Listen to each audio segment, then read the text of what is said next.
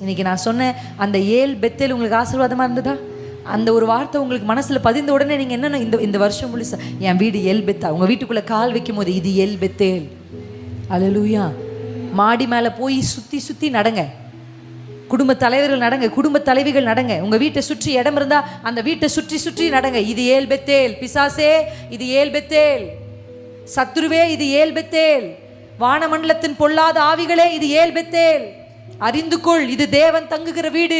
உனக்கு இங்க இடம் இல்லை. பேசணும், வாய் திறந்து நீங்க பேசணும். அல்லேலூயா.